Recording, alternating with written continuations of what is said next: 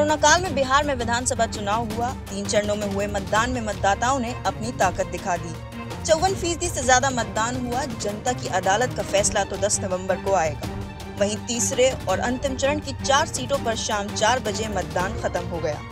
इनमें पश्चिमी चंपारण के वाल्मीकि नगर और रामनगर के अलावा सहरसा के सिमरी बख्तियारपुर और महिषी विधानसभा सीट पर 4 बजे मतदान संपन्न हो गया।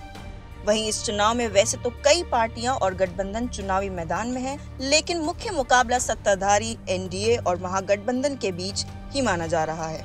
आपको बता दें कि 15 जिलों की 78 सीटों के लिए तीसरे चरण में 2,35,54,071 मतदाता अपने मताधिकार का इस्तेमाल करेंगे। इस चरण में विधानसभा अध्यक्ष विजय कुमार चौधरी के अलावा सरकार के 11 मंत्रियों सहित 1204 उम्मीदवार मैदान में हैं।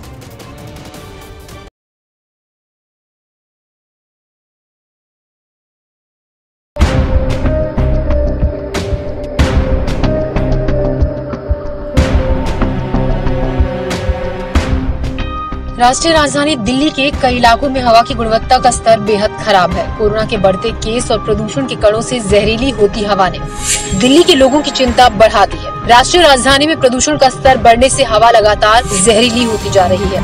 प्रदूषण की वजह से आसमान में सुबह शाम स्मॉग यानी कि धुंध की चादर छाने लगी है, जिसके चलते दिल्ली के साथ नोएडा, ग्रेटर नोएडा, गाजियाबाद और गुरुग्राम समेत एनसीआर के दर्जन भर शहर प्रदूषण के कारण से धुंध की आगोश में लिपटे दिखाई देने लगे हैं, जिसमें सांस लेने में दिक्कत के साथ साथ आंखों में जलन।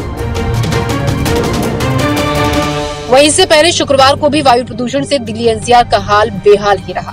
दिल्ली के स्वास्थ्य मंत्री सत्येंद्र जैन ने कहा कि प्रदूषण कोरोना का कारण नहीं है, लेकिन दोनों ही खतरनाक हैं। संक्रमण बढ़ाने की सबसे बड़ी वजह है हमारा व्यवहार। मास्क नहीं लगाना और सोशल डिस्टेंसिंग का पालन नहीं करना सबसे बड़ा कारण है। वहीं राजधानी में खराब वायु गुणवत्ता पर चिंता व्यक्त करते हुए केंद्रीय पर्यावरण मंत्री प्रकाश जावड़ेकर ने शुक्रवार को कहा कि सरकार प्रदूषण पर काबू पाने के लिए सभी संभव तकनीकी उपायों को प्रोत्साहित करेगी।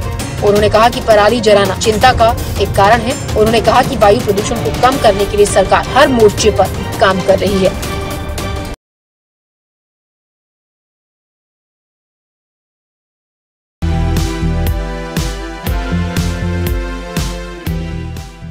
दिल्ली में एनडीएमसी ने कोरोना से बचाव के लिए जागरूक अभियान चलाया है। दिल्ली में कोरोना के केस लगातार बढ़ रहे हैं। ऐसे में लगातार लोगों से अपील की जा रही है कि मास्क पहने, सोशल डिस्टेंसिंग का पालन करें। इसी के मद्देनजर एनडीएमसी ने जंतर मंतर पर एक जागरूक अभियान चलाया, जहां दीवारों पर पेंटिंग कर लोगों को कोरोना से बचाव के लिए मास्क की अहमियत बताई गई। जंतर मंतर पर फुटपाथ की दीवार पर ये खूबसूरत पेंटिंग ये बयां कर रही है कि अभी भी मास्क पहनना कितना जरूरी है और सोशल डिस्टेंसिंग का पालन बेहद अहम है, क्योंकि कोरोना गाइडलाइंस का पालन करके ही हम कोरोना को हरा पाएंगे।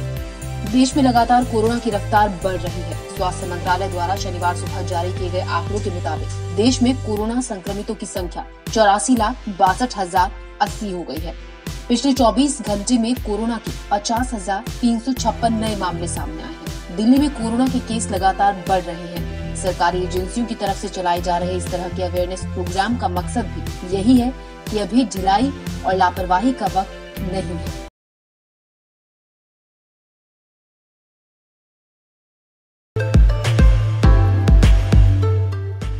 प्रधानमंत्री नरेंद्र मोदी ने शनिवार को आईआईटी दिल्ली के दीक्षांत समारोह को बतौर मुख्य अतिथि संबोधित किया। छात्रों को संबोधित करते हुए पीएम मोदी ने कहा कि कोविड-19 ने दुनिया को एक बात सिखा दी है कि ग्लोबलाइजेशन महत्वपूर्ण है, लेकिन इसके साथ साथ आत्मनिर्भरता भी उतनी ही जरूरी है। कुछ न कुछ इनोवेट हो रहा है। आत्मनिर्भर भारत अभियान की सफलता के लिए ये बहुत बड़ी ताकत है। कोविड-19 ने दुनिया को एक बात और सिखा दी है। ग्लोबलाइजेशन महत्वपूर्ण है। इतना ही नहीं, प्रधानमंत्री मोदी ने युवाओं से कहा, टेक्नोलॉजी की जरूरत है और इसके प्रति भारतीयों में आस्था यही आपके भविष्य को रोशनी दिखाती है। अधिकतम संभावनाओं को हासिल करने के लिए नए तौर तरीकों से काम कर रहा है। आप जब यहां से जाएंगे, नई जगह पर काम करेंगे, तो आपको भी एक नए मंत्र को लेकर काम करना होगा। ये मंत्र है focus on quality, never compromise,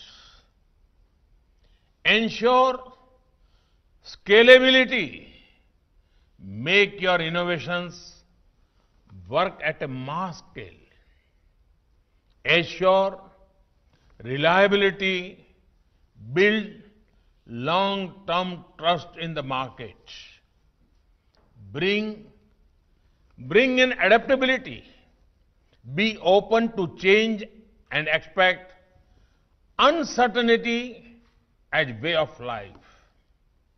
अगर हम इन मूल मंत्रों पर काम करेंगे तो इसकी चमक आपकी पहचान के साथ साथ ब्रांड इंडिया में भी वो अवश्य झलकेगी।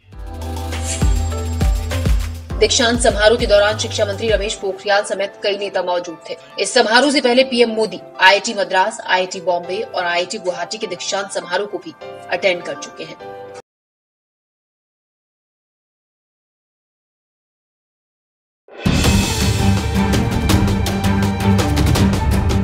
बिहार विधानसभा चुनाव के तीसरे चरण के लिए मतदान हो रहा है। 15 जिलों के 78 विधानसभा क्षेत्रों में मतदाता विधानसभा में अपना प्रतिनिधि चुनने के लिए मतदान कर रहे हैं। वोटिंग सुबह 7 बजे से शुरू हुई, जो शाम 6 बजे तक चलेगी। 78 विधानसभा क्षेत्रों से कुल 1204 उम्मीदवार अपनी किस्मत आजमा रहे हैं। बिहार के मुख्यमंत्री नीतीश कुमार ने विकसित बिहार बनाने की अपील करते हुए लिखा, मतदाताओं से मेरी अपील है कि अपनी जिम्मेदारी का निर्वहन करते हुए मताधिकार का अवश्य प्रयोग करें, वोट करें। वहीं विपक्षी दलों के महागठबंधन के मुख्यमंत्री पद का चेहरा तेजस्वी यादव ने भी ट्वीट कर लिखा, सुनहरे भविष्य, चहुमुखी विकास, विकसित बिहार, अमन चैन कायम रखने एवं व्यवस्था परिवर्तन और नए दौर में नए बिहार के निर्माण के लिए आज अपने मतदान का प्रयोग अवश्य करें। प्रधानमंत्री नरेंद्र मोदी और केंद्रीय गृह मंत्री अमित शाह ने मतदाताओं से रिकॉर्ड संख्या में मतदान करने की अपील की है। प्रधानमंत्री ने ट्वीट किया, सभी मतदाताओं से मेरी विनती है कि वे अधिक से अधिक संख्या में लोकतंत्र के इस पावन पर्व में भागीदार बने और वोटिंग का नया रिकॉर्ड बनाएं। और हाँ, मास्क पहनने और सोशल डिस्टेंसिंग का ध्यान भी अवश्य रखें। राहुल गांधी ने भी ट्वीट कर लोगों से वोटिंग की अपील की और कहा, अपने वोट को इस्तेमाल कर लोकतंत्र को मजबूत बनाएं। मतदाता भी पूरे उत्साह के साथ वोटिंग के लिए पहुंच रहे हैं। दरभंगा और अररिया में लोगों की मतदान केंद्रों के बाहर लंबी लंबी कतारें नजर आईं। आपको ये भी बता दें, वोटों की गिनती 10 नवंबर को होगी।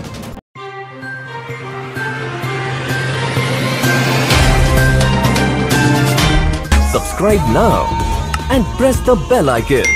Never miss an update.